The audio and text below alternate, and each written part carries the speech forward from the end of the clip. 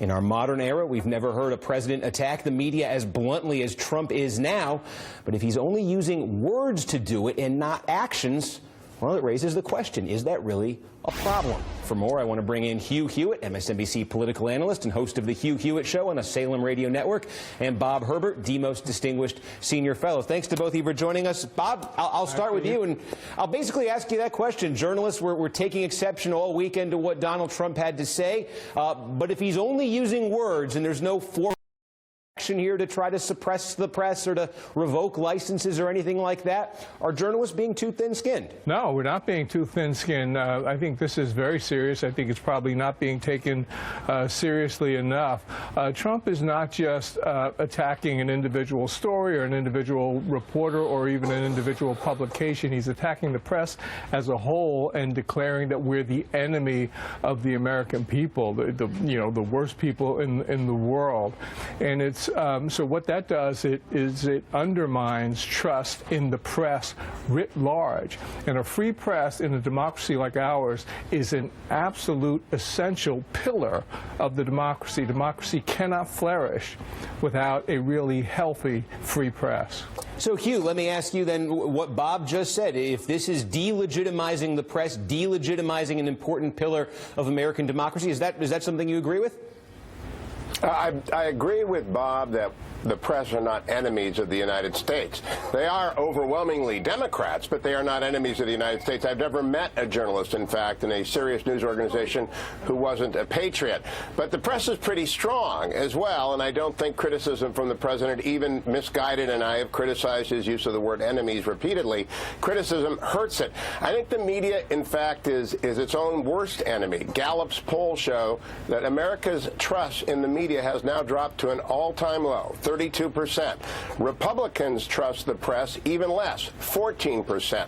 Our mutual friend from a different network, John Dickerson, told me on my show last week, and the media brought that on themselves, I think, by being consistently, overwhelmingly, obviously, and indifferent to the truthfully, very left-leaning. And so part of the problem is excess on the part of the president. A lot of the problem has been historic bias on the part of the media. I'm curious about that, too, Bob. We raised the sort of the climate, the press climate that the founders were trying to protect, and it's just so interesting to me when you look back at that time. We have this idea right now of journalism. You know, you've got 2 or 3 sources, and you know, the journalism in the time of our founders was not 2 or 3 sources close to James Madison said this. It was this almost like blunt instrument partisanship on either side. In some ways, do you agree with what Hugh is saying? Are we almost going back? Do you see the press almost returning to its roots when you see the opinion and partisanship that gets into it these days? No, I don't. I mean, because in the days of, we're now in the era of the internet and that sort of thing, there is a great deal of partisanship. But, you know, if you look at mainstream media, I think of NBC News, I think of CNN, the New York Times, Washington Post, Wall Street Journal, that sort of thing. I don't think that it's excessively partisan, but even partisanship is not the worst thing in the world. What Trump is essentially saying is that you can't believe what the press is saying. In other words, the suggestion is that we are deliberately putting out false stories and untruths or lies. That's the part that's really dangerous. If you want to criticize the press for being too liberal, I mean, I think that's excessive, but if you want to do that, that's fine.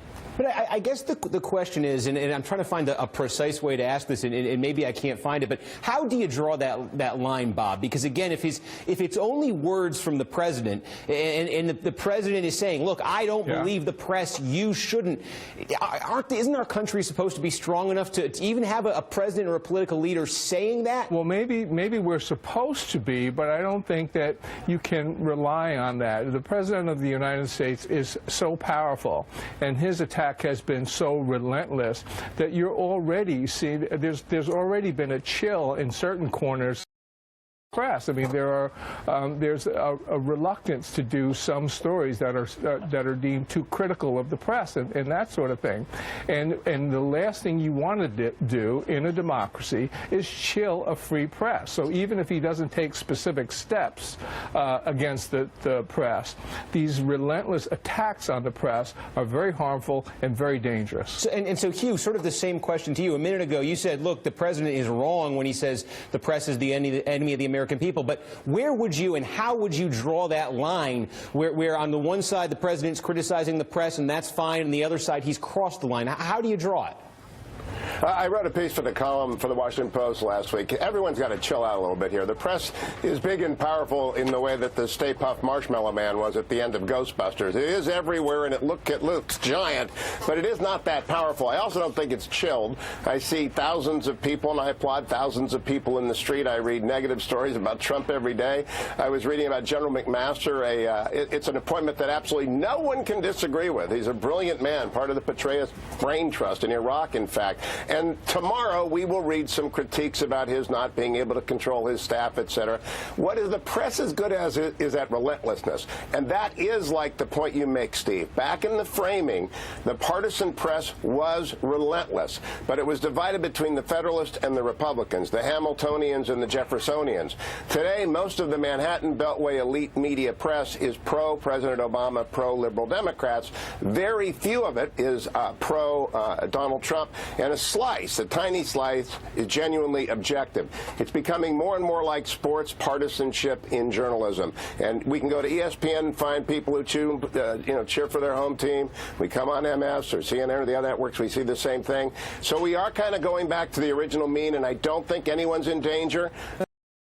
Deep state undermining Donald Trump. I don't think we have an authoritarian rising in the White House. I think it's pretty much same old, same old. Yeah. So Bob, the point Hugh is raising there about conservatives, Republicans, right. This predates Trump, obviously, that rallying cry that you can't trust the media, the liberal media. Do you think there's anything to the idea that there's an imbalance in terms of for lack of a better term, the mainstream media representing one side more than the other? Who's ever said that we need to have a balance? I mean, I look at Fox News, and I've been a reporter in New York for a long time, going up against the New York Post, for example. So there's plenty of conservative voices. But an important point to make is that Donald Trump is not just attempting to undermine the media. He's undermining other cornerstones of our democracy as well. The media, I agree with you that the press in general can take care of itself, but he's also made an attempt to undermine the courts. He's made an attempt to undermine the intelligence community.